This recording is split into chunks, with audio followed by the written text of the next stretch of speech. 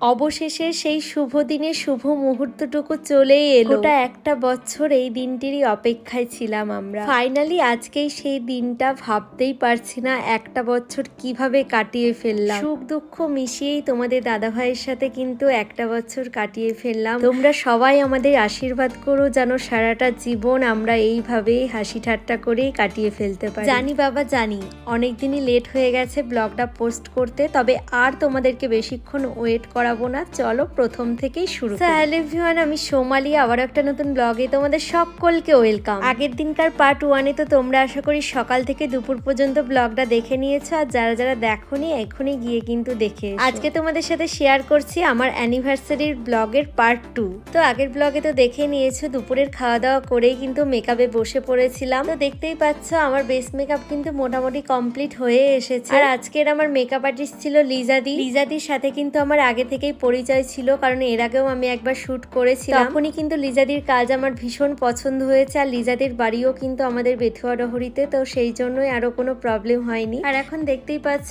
আমি আর তোমাদের দাদা ভাই কিন্তু পুরোপুরি রেডি হয়ে গেছে আর চলে এসেছি আমাদের ডেকোরেশনের সামনে। আর আজকে আমাকে এই লুকে কেমন লাগছে তোমরা কিন্তু অবশ্যই কমেন্ট করে জানিও। আমার নিজের তো ভীষণ পছন্দ হয়েছে, আমি যেরকমটা চেয়েছিলাম সেম টু সেম সেরকমটাই আমাকে সাজিয়েছে। আমার অনেক দিনেরই ইচ্ছে ছিল আমি এরকম একটা মডার্ন লুক করব, তো বিয়ের সময় তো সেটা সম্ভব হয়নি, তারপর রেজিস্ট্রির সময়ও হয়নি। তো আগে থেকেই ভেবে রেখেছিলাম অ্যানিভার্সারিতে এরকম টাইপের লুক করব। আর শাড়িটাও কিন্তু যেরকমটা চেয়েছিলাম সেম টু সেম সেরকমটাই পেয়েছি। সব মিলিয়ে কিন্তু আমার ভীষণ পছন্দ হয়েছে, তোমাদেরও কেমন লেগেছে জানি। আর এই যে আমি তো ছবি তোলার জন্য রেডি, কিন্তু তোমাদের দাদা ভাই দেখো ফোনেই ব্যস্ত। আর আমরাও একটু সবার জন্য ওয়েট করছিলাম, কারণ কেকটা কিন্তু প্রথমে কাটা হবে আর সবাই কিন্তু এসে পৌঁছেছিল না, সেই জন্যই কিছুক্ষণ আর কি ওয়েট করেছিলাম। আর আমি রেডি হওয়ার পরপরেই কিন্তু প্রত্যেকেই রেডি হয়ে ওপরে মোটামুটি চলে এসেছে। এইদিকে পূজা, সাথী, পায়েলদি সবাই কিন্তু চলে এসেছে। তো সবার সাথেই আর কি প্রথমেই ছবি তুলে নিয়েছি, তারপর আমার কয়েকটা সিঙ্গেল ফটোশুট করা হয়ে গেলে তোমাদের দাদা ভাইও করে নিচ্ছিল। আর কেক কাটিং এর আগেই আমরা ডুয়েট কিছু ফটোশুট করে নিয়েছি। আর চারিপাশটা দেখতে পাচ্ছ মোটামুটি কিছু আত্মীয় স্বজন আর কি চলে এসেছে, সবাই আর কি এসেছিল না তখন, যেহেতু প্রথমের দিকেই আর কি। তারপর সবার সাথে সিঙ্গেল কয়েকটা ছবি তোলা হয়ে গেলেই কিন্তু তোমাদের দাদাভাই কেকটা নিয়ে চলে এসেছে। আর কেকটাও কিন্তু দারুণ করেছে, আমরা যেরকমটা আর কি বলেছিলাম সেম টু সেম সেই রকমটাই আর কি হয়েছিল। কেকটা যেরকম দেখতে সুন্দর ছিল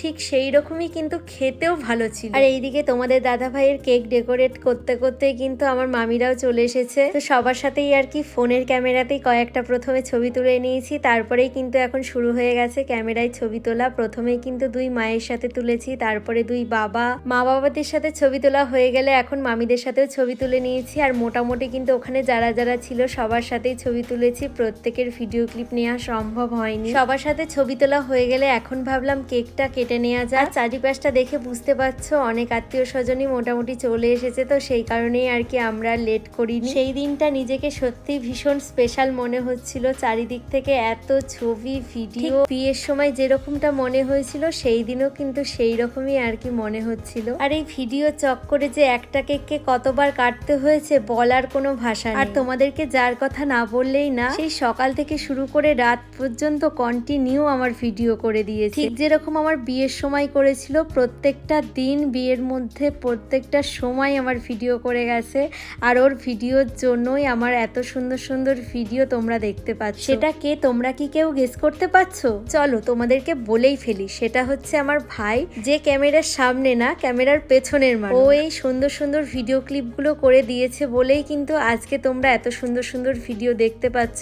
ভিডিও এডিটটা যদিও আমিই করি, কিন্তু ভিডিওগুলো যদি করাই না থাকতো তাহলে এডিটটা কি করতাম। বিয়েরও প্রত্যেকটা ভিডিও কিন্তু ওই করে দিয়েছিল, ঠিক সেই রকমই কিন্তু অ্যানিভার্সারি সারাটা দিন আগের দিনের ভিডিওগুলো ওই করে দিয়েছে। তো যাই হোক, এইদিকে কিন্তু আমাদের কেক কাটিং এর পর্ব তো কমপ্লিট হয়ে গেছে, আর তোমাদের দাদা ভাই আমাকে অ্যানিভার্সারিতে যে গিফটটা দিয়েছে সেটাই আর কি পরে। আর অ্যানিভার্সারিতে আমি কি কি গোল্ড জুয়েলারি গিফটে পেলাম সবটাই কিন্তু অন্য একটা ব্লগে শেয়ার করব, তো তোমরা কিন্তু কেউ মিস করে যেও না, প্রত্যেকটা ব্লগই কন্টিনিউ দেখো। আর আমার অনুষ্ঠান বলে কথা, একটু নাচ হবে না তাই হয়? তো দেখতেই পাচ্ছ সবাইকে ডেকে এনেই কিন্তু নাচ শুরু করে দিয়েছি।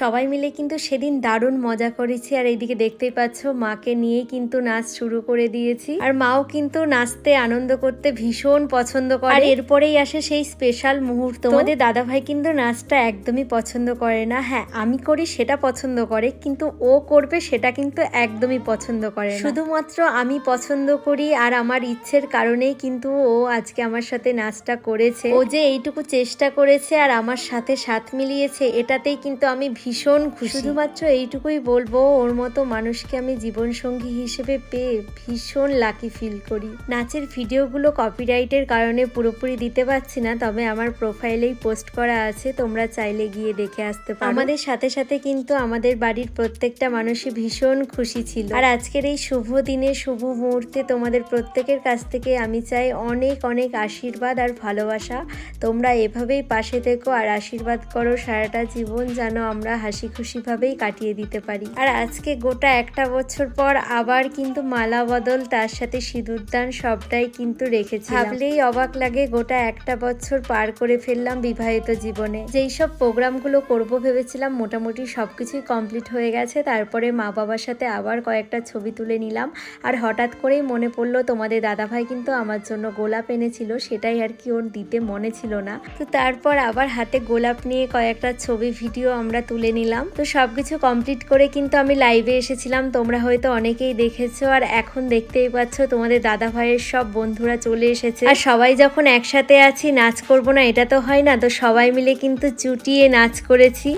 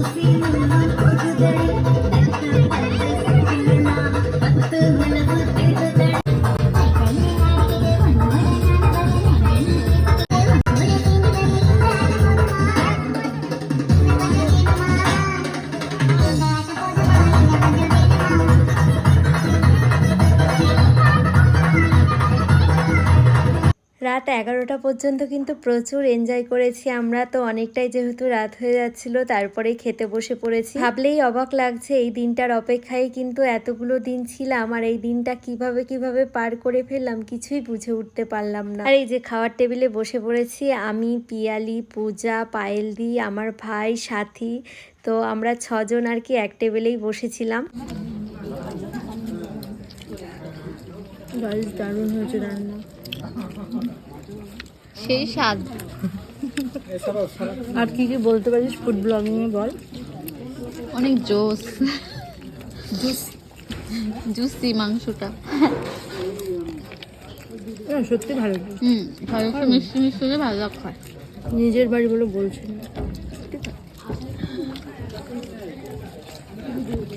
সত্যিই তাই, নিজের বাড়ির অনুষ্ঠান বলে বলছি না, প্রত্যেকটা রান্নাই কিন্তু ভীষণ সুন্দর হয়েছিল। এটা নিয়ে কিন্তু প্রচণ্ড টেনশনে ছিলাম, কারণ সকাল থেকেই কিন্তু ফুড কন্টাক্টেই ছিল। তো খাওয়া দাওয়ার পরে আর সেরকম কোনো ভিডিও ক্লিপ নেওয়া হয়নি। এখন বাজে 1:30 মতো। তোমাদের দাদাভাই কিন্তু সমস্ত কাজ গুটিয়ে ঘরে এসেছে, আর এখন যে গিফটটা দেখছো এটা কিন্তু সাথী দিয়েছে, তো সেটাই আর কি দেখাচ্ছিলাম। তো আজকে সারাদিনের ব্লগটা তোমাদের কেমন লাগলো অবশ্যই জানিও। গিফট ওপেনিং এর ব্লগ কিন্তু খুব শীঘ্রই আসছে, তো যারা যারা এখনো ফলো করোনি প্লিজ ফলো করে দিও। তো চলো আজকে ব্লগটা এই পর্যন্তই, সকলকে টাটা।